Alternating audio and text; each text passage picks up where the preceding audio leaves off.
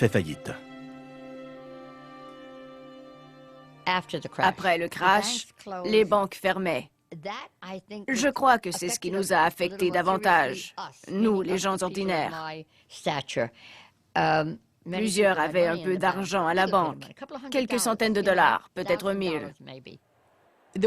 Il n'y avait pas d'infrastructure à l'époque, pas d'assurance dépôt garantie par le gouvernement. Aucune mesure n'était prévue pour appuyer les banques. Si elles faisaient des erreurs, vous, en tant que déposant, vous étiez imputable. Vous vous rendiez à la banque pour sortir votre argent et il avait disparu. Et quand les gens entendaient dire que la banque au coin de la rue n'était pas solide, ils se mettaient à douter de leur propre banque et se précipitaient pour sortir leur argent. Ça devenait un terrible cercle vicieux.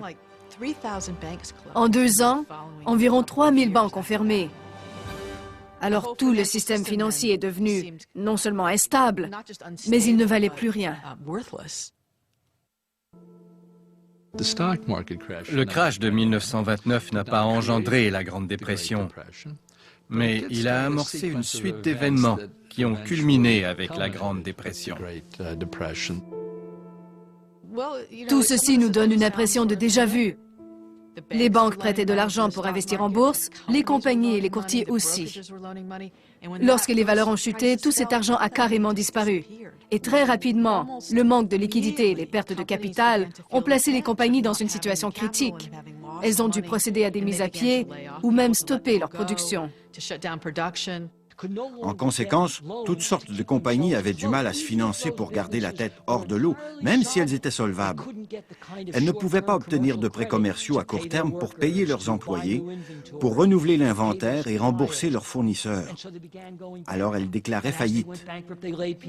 Dans la foulée, les gens étaient licenciés et ces mises à pied ont fait chuter la consommation.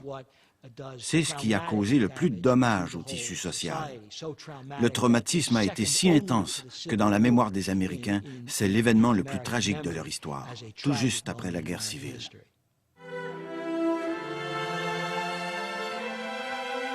Le crash a tellement changé nos vies et celles de tous les gens autour de moi.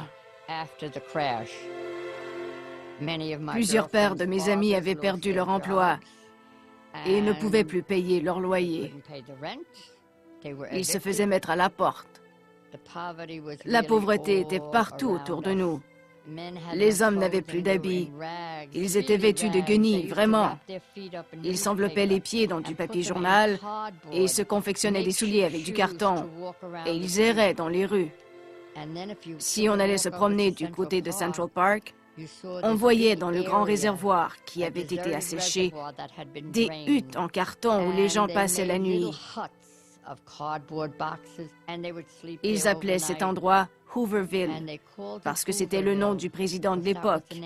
Et bien sûr, on le blâmait pour le crash et l'indigence des gens.